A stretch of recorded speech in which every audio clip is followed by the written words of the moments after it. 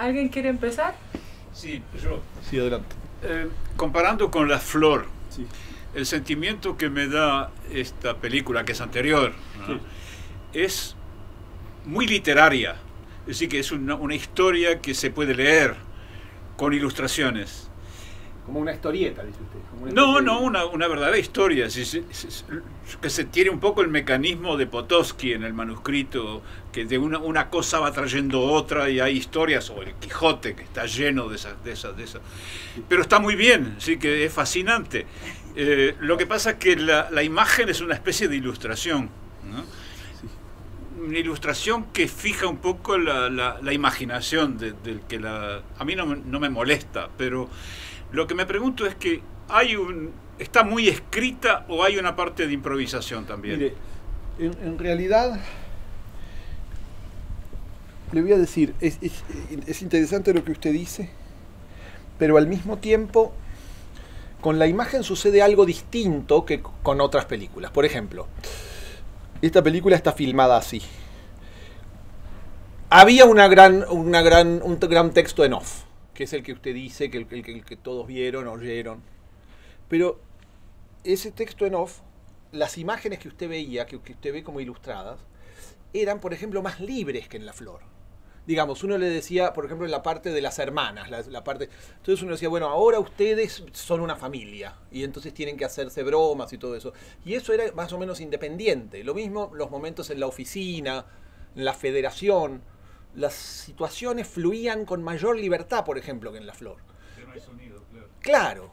Entonces, por un lado usted dice ilustraciones, pero sin embargo, más bien lo que uno podría decir es como que las ilustraciones, la imagen, yo creo, no, digamos, podemos discutirlo, pero que tienen una especie de vitalidad que es propia y que no está respondiendo como una... Quiero decir, si usted dice ilustración, por ejemplo, entonces uno podría decir, uno ve un diccionario, busca la palabra oso y uno ve el oso, un dibujo del oso. Dice Ginebra y entonces uno ve el puente, el lago, etc. Bueno, entonces eso es Ginebra. Yo siento que la relación es un poco más compleja aquí. Es decir, que las imágenes no responden de una manera tan literal a la voz y a la palabra. Más bien siento que hay un complemento diferente, que habla de una especie de encabalgamiento distinto entre la imagen y la palabra. Pero bueno, lo estoy diciendo yo, porque me parece... A mí Pero lo que me fascina en eso, porque hay algo que me fascina en eso, Sí.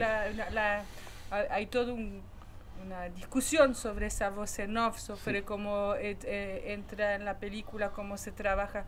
Y también que la voz en off juega con cada uno y que, por ejemplo, se pasan cosas a la imagen que la voz en off te puede... Que contradice. que contradice, o que, Exacto, por sí. ejemplo, hay unos momentos, no sé si es ahí, pero hay un momento donde están... los personajes en la oficina Y descansan. Descansan y normalmente uno se espera a que la introducción de la película sea de decir cómo están viviendo. ¿Pero por qué pueden descansar? Porque la voz Porque la voz en off se ocupa de describir y no a ellos. y eso Entonces es algo fascinante. socialista. Sí, Es sí. un pequeño momento socialista de la película. Porque los trabajadores están ahí descansando y la voz en off, es decir, uno mismo, habla y hace. Porque si no, digamos, la falsedad es que los personajes hacen como que están actuando entre sí, pero en el fondo están traficando esa información para uno. Sí. Bueno, en este caso no. En este caso hagan lo que quieran. Entonces la voz en off es un trabajo... Pero no estoy seguro, digamos, diciendo de que sea que la palabra ilustración exista, digamos, en el sentido de cierta literalidad o cierta correspondencia directa entre la imagen y la palabra. Creo que es un poco más extraña esa relación. Es como una especie de magnetismo o de imantación que no funciona del todo. ¿Vio cuando a veces uno junta dos imanes y entonces quedan así? No es que se van a tocar, hacen como una especie de cosa así, perdón el ejemplo, magnético. Pero si también se habló de ilustración, también hay algo ahí donde tú nos podrías decir también esa relación que tienes con ese... Por ejemplo, para hablar con Tintin, Hergé... Y Bueno, pero es que ahí justamente no hay ilustración. Sí. O sea, es para hablar del tema de ilustración, porque pienso, ¿no? Pues ciertamente no, es una película que hice hace mucho tiempo, entonces después hice otras películas en donde eso funciona de manera distinta, entonces no tengo como, digamos, puedo pensar libremente y no hay vanidad. Pero pienso cómo se hizo esa voz en off, ¿no?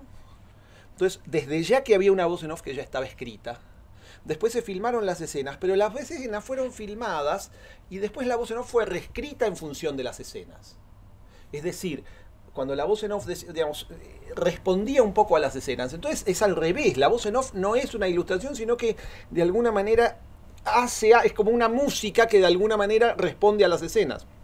Siento que es al revés, que en definitiva no importa tanto lo que se dice, que importa cierta especie de fusión extraña entre la historia, o sea, las imágenes y el sonido y las palabras. Hay como una especie de relación, ya le digo, un poco más extraña. Y lo que querés que diga Hergé, que no quiero plagiarme porque voy a hablar de eso el lunes en mi clase de la escuela. Sí, pero para mí fue un descubrimiento. Hergé fue un descubrimiento para mí saber y que entendí algo de la película al momento que en realidad entendí que había algo que te inspiraba en ese universo. Sí, pero tiene que ver sobre todo, no es el universo, son cuestiones muy prácticas. Son Okay. cuestiones que tienen que ver con la composición, cuestiones que tienen que ver con el color, cuestiones que tienen que ver con cómo se relacionan las líneas dentro del cuadro, son cosas distintas, no es exactamente, digamos, Hergé es muy virtuoso como narrador, es un gran narrador y tiene una cantidad de inventos que yo como lector, para mí es uno de los grandes genios del siglo XX, lo admito a calzón quitado, pero más allá de copiar y de poner en práctica muchos de esos trucos, él lo que hace es jugar con la narración de una manera desenfadada, digamos. Para mí él donde es verdaderamente genial es en la composición de la imagen, digamos, como creador de imágenes. Para mí es uno de los grandes creadores de imágenes del siglo XX, de una sutileza En el decoupage, infinita. tú dices. No, en la línea. En la línea. En la línea, en cada cuadro, digamos, en la manera en que se relaciona cada elemento con los objetos, con el fondo, con el color. Para mí cada cuadro de él es un cuadro de una inteligencia y de una elegancia monumentales, o sea, infinita, pero bueno, de ahí, entonces sí hay un intento, pero bueno, voy a tratar de hablar de eso el lunes en mi clase, así que pueden venir todos, están todos invitados a la clase en la ED, no sé si pueden entrar. Si pueden, están invitados. ¿Qué más? ¿Alguna otra pregunta? Hay que tener ganas de hacer preguntas después de ver 4 horas, ¿no? Yo me divertí mucho. Bueno. No tengo muchas preguntas, pero fue muy agradable ver una cosa que no se ve, o una cosa muy original, ¿no? Muchísimas gracias, me alegra. Y Siempre también me gustó mucho le grain de l'image a veces, ¿no? Eso le gustó. Cuando se acercaba muy cerca de los personajes, y Sí. porque es como un viaje en la intimidad de cada uno, ¿no? Y Bueno, eso es interesante, es bueno que lo diga, es agradable que lo diga, pero eso responde a que la película estuvo hecha de manera muy precaria.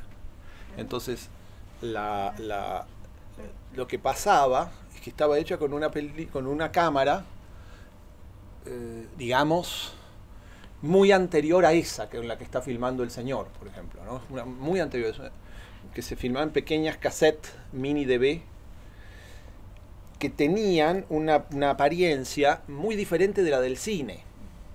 Entonces, la manera de acercarse un poco al cine era trabajar el teleobjetivo, es decir, despegar el foco de la imagen del fondo.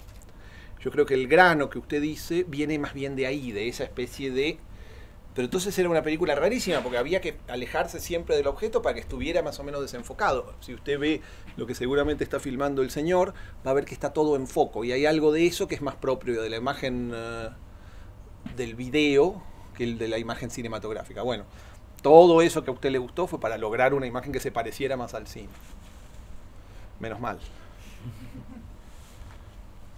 ¿Qué más, che?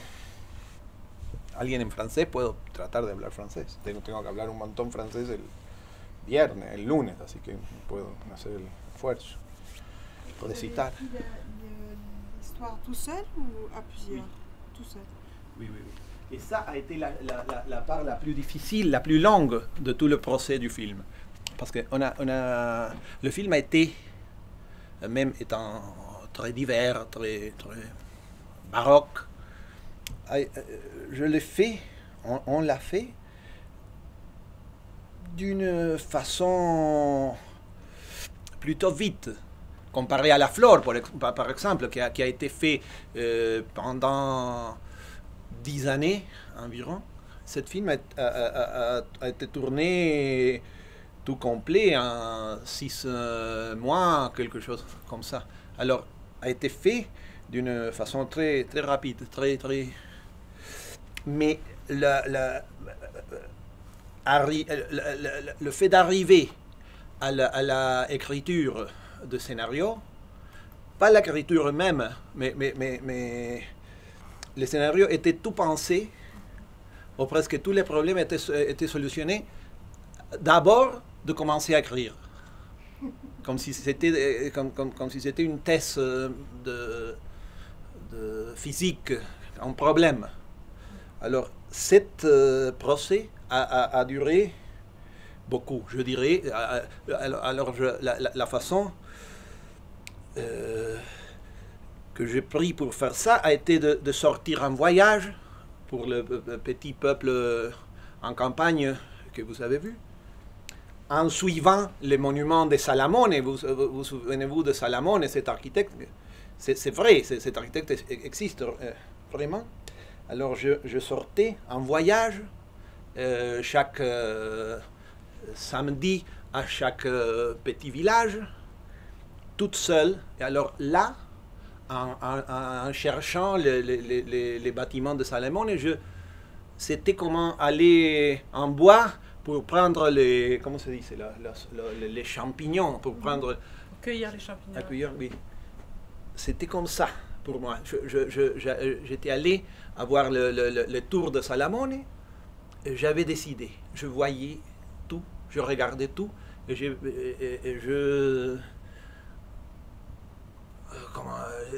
choisis de choses. Par exemple, cette histoire de la société que vous avez vue au début, de cette société des hommes de campagne, Sol de Maggio. Ça, après avoir fait le tour de ce bâtiment, j'étais là dans un café, sur la place de campagne, j'ai vu ces hommes en se disputant sur des affaires presque techniques.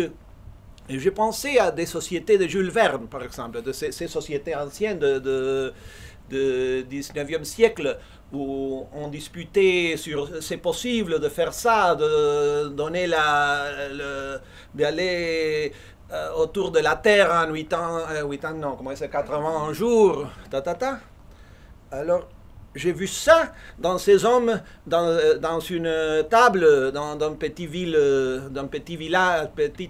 de campagne, en se disputant. Alors, c'était ce sort de enquête, cette façon d'enquêter la campagne que j'ai fait pendant 3 années.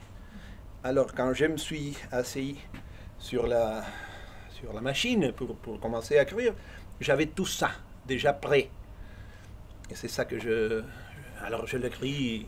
Parce que tout se tourne en extérieur, beaucoup de choses se tournent en extérieur. Tout le film. Vous vous autorisez quand même à des explosions, à avoir un lion, à avoir des bateaux, comme si finalement tout était permis. Enfin, mais c'était pas tout qui était permis. Par exemple, il y avait en quelque sorte comment dire, un menu de choses qui étaient comme si c'était une règle. Par exemple, comment se dit, platos voladores. Comme des soucoupes volantes. Oui, ça était interdit. Ça appartenait pas. D'accord, il y avait des choses qui étaient interdites. Oui, mais et cette règle était où? Je ne sais pas.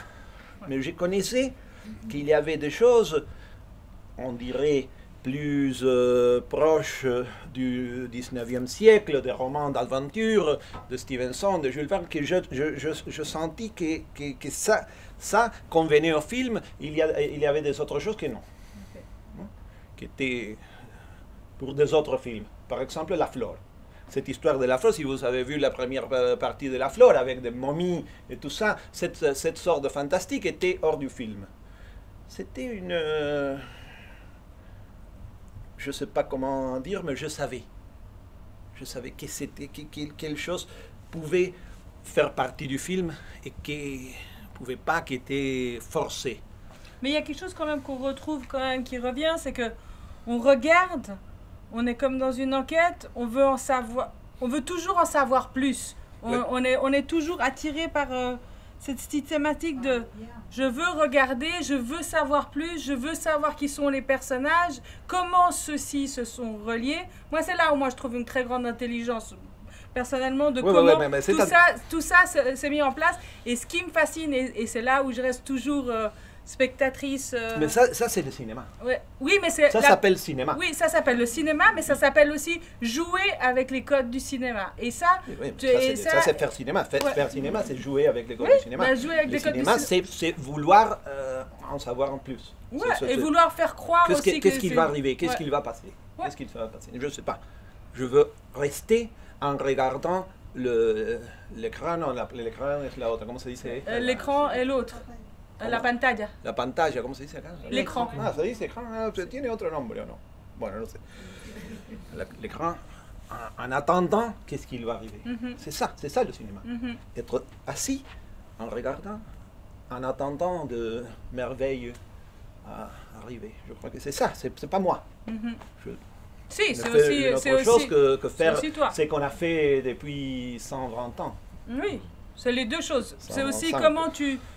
C'est ça qui est fascinant et c'est peut-être ça la question aussi, c'est quand cette voix en off est construite, elle est construite parce que tu vas à des endroits, tu mets en lien ces endroits, mais quand en plus tu joues avec et on ne sait pas à quel moment elle est construite.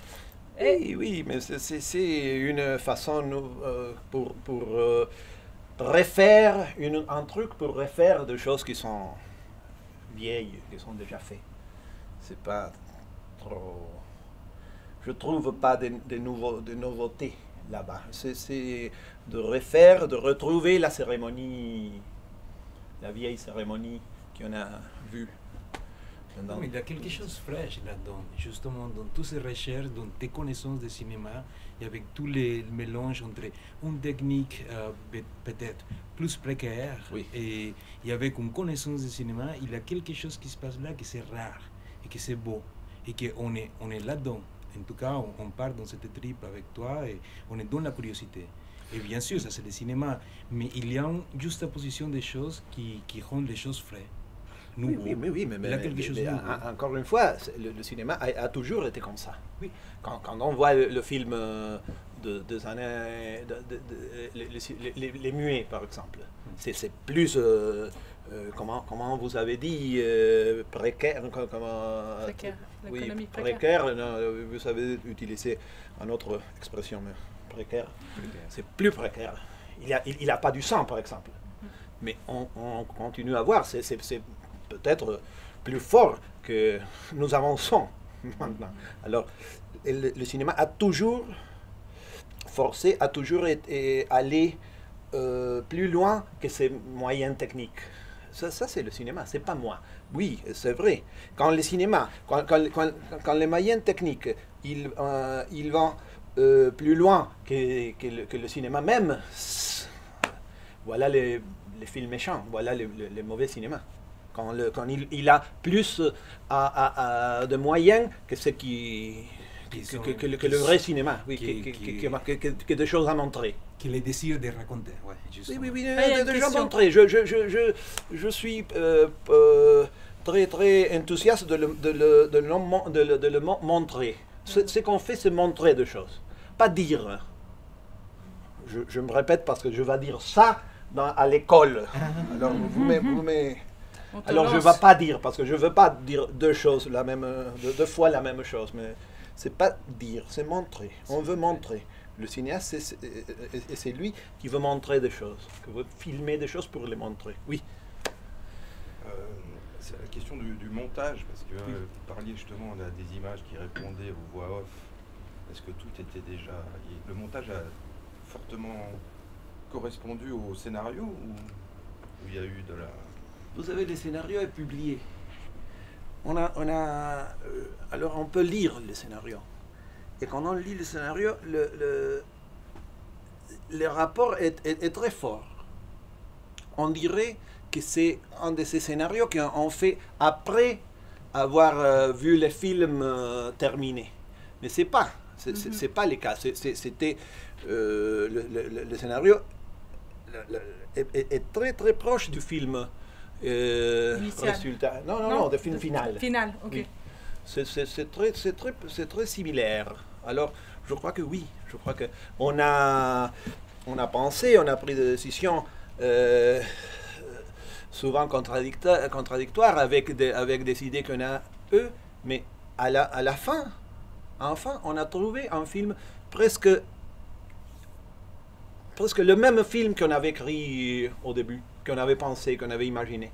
Alors, je ne sais pas comment on est arrivé à cette similitude, mais c'est ça qu'on a trouvé. Ça a pris longtemps ou ça a été assez facile? Je crois, facile, je ne dirais pas facile, mais je ne dirais pas que c'était de ces procès interminables. Non, le résultat est clair, parce que sinon, la durée... je crois que j'aurais réussi à faire un film plus court, mais non, ça a été un procès régulier. Je crois qu'on a monté le film en 2 mois, 3 mois, quelque chose comme ça. Non, c'est un film fait d'une façon très vite. Oui, très court. C'est pas un film problématique. C'est pas La Flore. Si vous avez vu La Flore, La Flore a été un film très, très, très grand. C'est un film, comparé à La Flore, immense. Et maintenant, est-ce que vous avez d'autres projets après La Flore qui a duré 10 ans? Le prochain, il sera dans 10 ans? Non, j'ai déjà fait des autres projets. Par exemple, cette même année, je fais 2 films. Un de ces films est projeté ici, dans ce festival.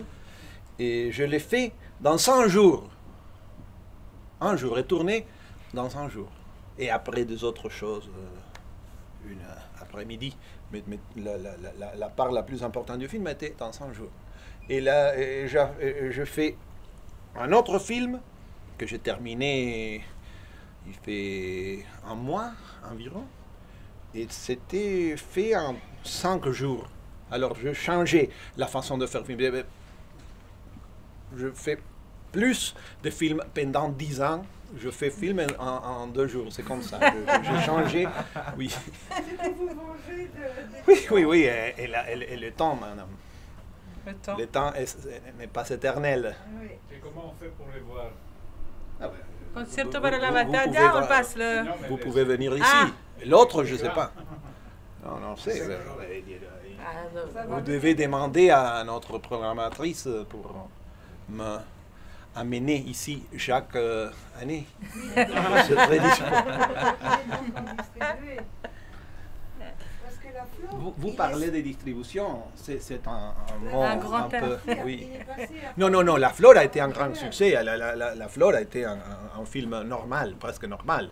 Oui, mais à part de ces 14 heures. Avant de passer en Suisse. C'est possible.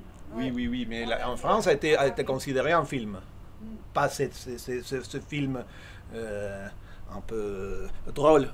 On l'a considéré un film. A été considéré avec des critiques. Je suis allé là-bas, je suis allé au cinéma à parler avec le public à la sortie de la salle. C'était un film. Ça, il faut dire. France a trouvé le film intéressant.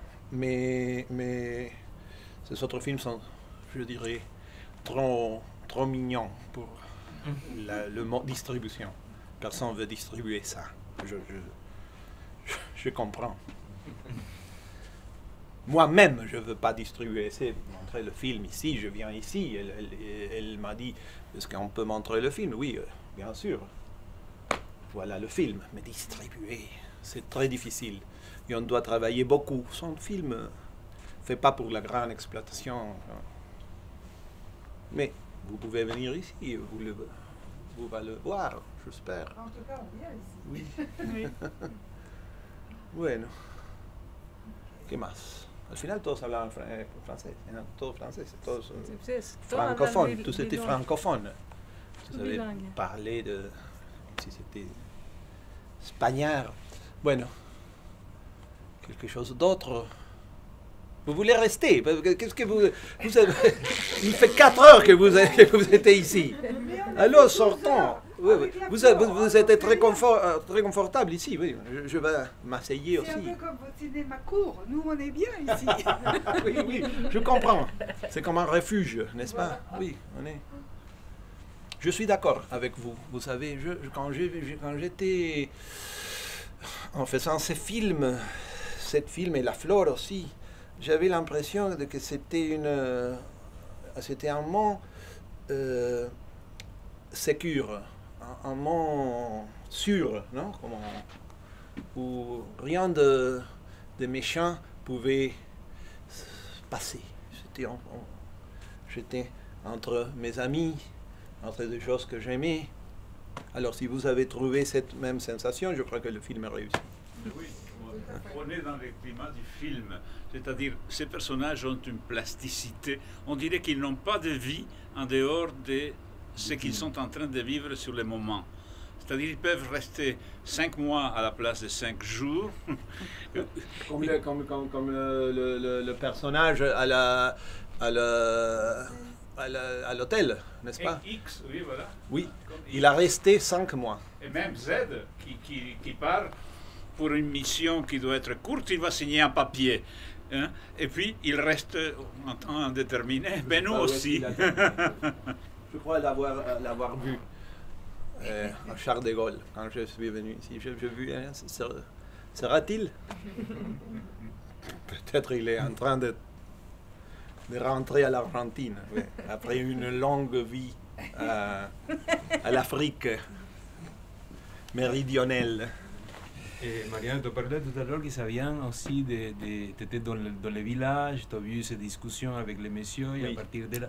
Mais c'est quoi la base, le désir de partir dans ces. Je vois un désir de faire du cinéma, d'utiliser le cinéma, des outils de cinéma, ça qui nous a laissé l'histoire du cinéma. Oui. Mais quand tu commences à écrire cette histoire, c'est quoi le point de départ? C'est les rencontres de ces messieurs dans le village, ou il y a un désir, un peu d'où ça vient en fait? Sa folie là. Je crois que le mot qui peut répondre à cette question, c'est le mot aventure. Cet mot était très important pour moi à 7 ans. Je ne sais pas si c'est aussi important maintenant. Je ne suis pas sûr, mais je suis en cherchant avec mon psychiatre. Je ne suis pas sûr, je ne peux pas répondre à ça.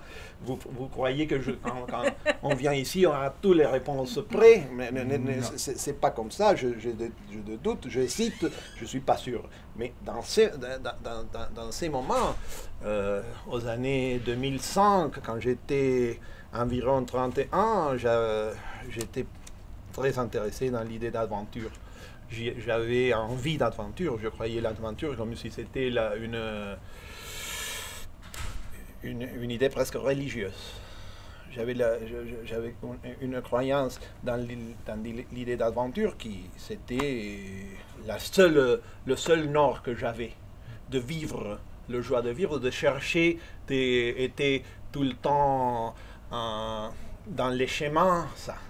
Maintenant, le temps a passé, alors je ne peux pas vous assurer ça. Mais ça c'était l'envie. Le film est venu de cette envie, de cette idée presque superstitieuse, presque mesmérique de l'aventure, de le voyage. Voilà. Mais j'espère que vous comprenez. Marianne, on est dans l'aventure dans ce film. Oui, j'espère, je comprends, oui.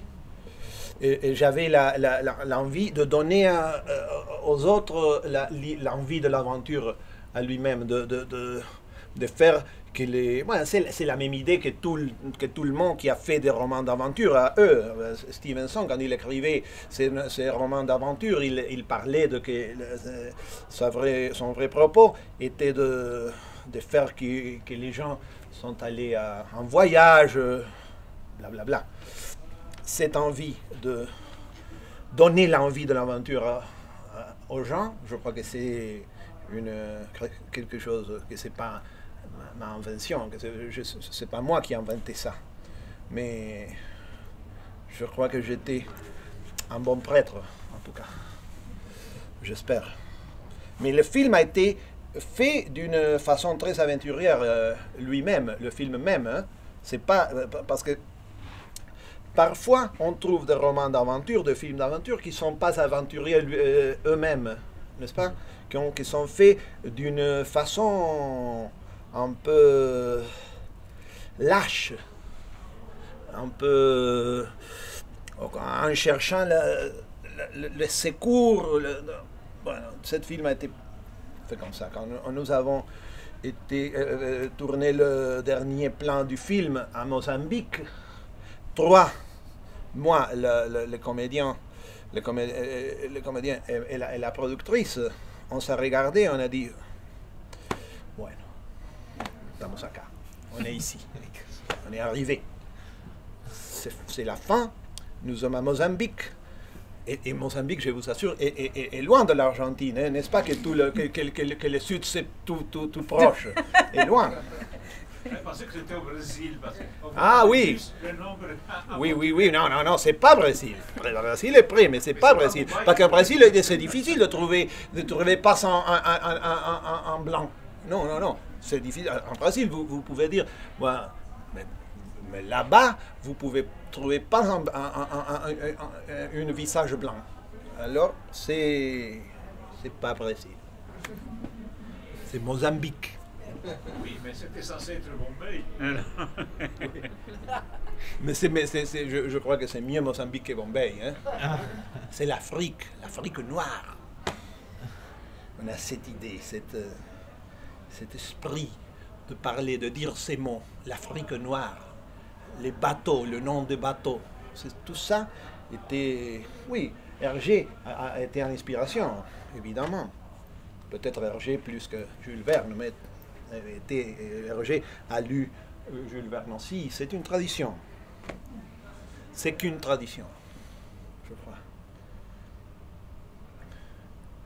Merci. À vous. Merci Mariano.